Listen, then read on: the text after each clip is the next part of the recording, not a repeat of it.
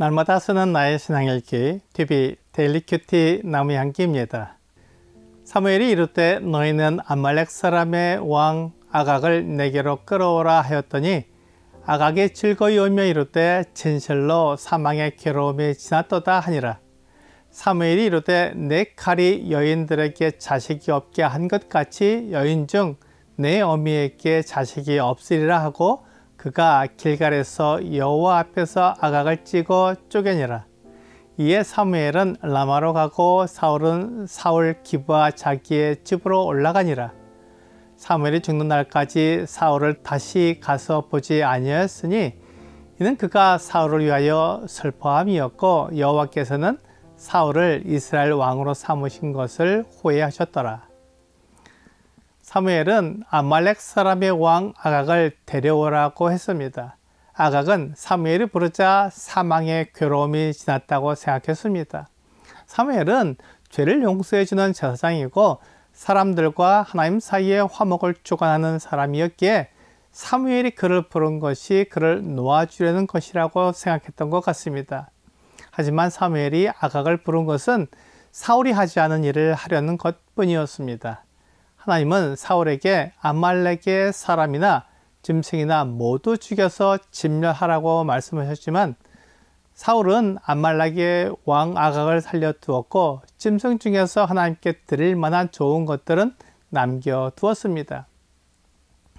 이것은 하나님의 말씀을 어기는 것이었고 사람의 낯을 보는 것이므로 사무엘은 이렇게 하는 것을 좋아하지 않았습니다.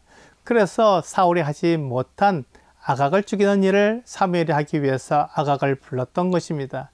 하지만 아각은 자기 생각에 이제 그가 죽지 않고 노임을 받겠다고 생각했습니다. 이것은 하나님의 생각과 전혀 다른 생각이었습니다. 하나님은 아각을 살려두지 않을 것입니다. 그것이 하나님의 뜻이었습니다. 만일 하나님의 생각과 내 생각이 다르면 내 생각을 하나님의 생각에 복종해야 합니다. 고린도후서 10장 4절부터 6절까지는 우리의 싸우는 무기는 육신에 속한 것이 아니요 오직 어떤 견고한 진도 무너뜨리는 하나님의 능력이라. 모든 이론을 무너뜨리며 하나님을 아는 것을 대적하여 높아진 것을 다 무너뜨리고 모든 생각을 사로잡아 그리스도에게 복종하게 하니 너희의 복종이 온전하게 될 때 모든 복종하지 않는 것을 벌하려고 준비하는 중에 있노라 라고 말씀하고 있습니다. 우리의 생각과 하나님의 생각이 다르면 내 생각을 사로잡아 그리스도에게 복종하게 해야 합니다. 그리스도께서 가지신 생각, 뜻, 계획이 내 생각보다 더 크고 완전하다는 것을 인정하고 내 생각을 그리스도께 복종해야 합니다. 이렇게 되면 하나님의 뜻에 복종할 수 있습니다. 사무엘은 아각을 데려와서 그에게 말해 주었습니다. 아각은 주변 나라와 전쟁하여 이기면 그 칼로 다른 나라의 군사들을 죽였습니다. 그는 매우 잔인하고 포악하게 행동했던 것입니다. 그래서 하나님께서는 사울에게 아각을 비롯한 아말렉 사람들을 다 죽이라고 말씀하셨습니다. 하지만 사울이 사람의 낯을 보고 정치적으로 그를 사용할 수 있을까요? 살려두었던 것입니다. 하나님께서는 사무엘을 통해 아각을 죽임으로 정치적인 논리나 이익을 추구하지 않으신다는 것을 보여주셨습니다. 정치적인 것들은 사람의 생각일 뿐입니다. 그래서 교회에서는 정치적인 색깔을 보이지 않아야 합니다.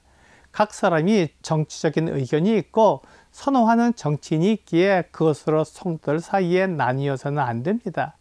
우리는 정치적인 색깔이 중요한 것이 아니라 하나님의 말씀과 그 뜻이 더 중요합니다. 필요하면 내 정치색을 포기하면서라도 주님의 뜻을 이룰 수 있어야 합니다. 이것이 그리스도인의 올바른 행보입니다. 사무엘은 아각을 죽인 후에 라마로 가고 사울은 기브아 자기의 집으로 올라갔습니다. 이후에 사무엘과 사울은 다시 보지 않는 사이가 되었습니다. 사울은 이때의 나이가 약 65세 정도 되었고 그가 80세에 길보아 전투에서 죽었기에 약 15년 정도 더 왕위에 있었습니다. 그 사이에 사무엘이 죽었지만 그때까지 사울을 보지 않았습니다. 사무엘은 하나님의 말씀과 뜻이 중요했습니다. 사무엘이 사울을 사랑했고 그를 위해 하나님께 간절히 기도했지만 사울은 하나님보다 사람이 더 중요했고 하나님의 말씀보다 자신의 체면이 더 중요했습니다. 사실 사울처럼 용맹하게 이스라엘을 위해 싸운 사람이 없었습니다. 그는 왕으로서 충분히 이스라엘 백성들의 존경을 받을 만한 사람이었습니다. 그래서 사울을 이어 이스라엘의 왕이 된 다윗도 사울을 존경했으며 그의 기름 부음을 해치지 않으려고 애를 썼습니다. 사울은 왕으로서는 훌륭한 사람이었지만 하나님을 섬기는 데는 부족한 사람이었습니다. 하나님께서 왕을 세우실 때는 그가 백성들에게 하나님을 나타내고 또한 이웃 나라에게도 하나님이 살아계심을 나타내기 위한 목적을 가지고 있었습니다. 그런데 사울은 이 부분을 제대로 이루지 못해 주변 나라의 왕들처럼 자기를 내세우고 백성들에게 인정받기를 원했습니다. 그것은 하나님의 목적을 잃어버린 것과 같습니다. 이와 같이 그리스도인들도 하나님께서 부르실 때 목적을 가지고 있습니다. 모든 그리스도인들은 하나님의 영광을 위해 부르심을 받았습니다. 그리스도인은 교회의 지체가 되어 그리스도를 섬기는 사람들입니다. 교회는 불러낸 무리입니다. 그러므로 교회 지체인 그리스도인들은 이 세상에서 불러낸 무리로서 이 세상과 다른 삶을 살아가는 사람들입니다. 교회에 속한 그리스도인들은 이 세상의 원리나 가르침을 따르지 않는 사람들입니다. 이 세상의 원리나 가르침을 따르게 되면 사울처럼 사람을 두려워하게 되고 하나님의 말씀에 순종하지 않게 됩니다. 결국 그를 위하는 사람도 하나님도 슬퍼하게 되고 그를 세운 것에 대해 후회하게 됩니다. 하나님은 사울을 왕으로 삼으신 것을 후회하셨습니다. 하나님께서 우리를 그리스도인으로 삼으신 것을 결코 후회하지 않으십니다. 하지만 우리가 하나님의 뜻을 따르지 않고 목적을 잃어버리면 징계하셔서 우리로 하나님께 돌아오게 하십니다. 하나님께서 우리를 부르신 목적대로 살도록 해주신다는 것입니다. 내가 아니라 하나님의 영광을 위해 살도록 이끌어 주시기에 내 삶의 목적은 하나님이 됩니다. 세상은 내 삶의 목적이 나를 위한 것이고 내 행복을 위한 것이라고 말해 주므로 나의 목적을 잃어버리게 유혹합니다. 오늘의 적용 질문을 보겠습니다. 나는 하나님의 생각과 내 생각 중에 어느 생각을 따르고 싶어 합니까? 하나님의 생각을 따르는 것이 쉽지 않습니다. 물론 하나님의 생각을 따르고 싶지만 우리의 육체와 세상에서 배운 것들이 내가 믿음의 길을 가도록 놔두지 않습니다.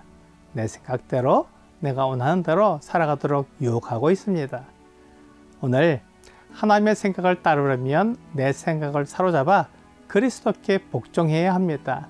하나님께서 나에게 주신 목적에 감사하며 살아가는 여러분과 제가 되기를 주 예수님의 이름으로 기도합니다.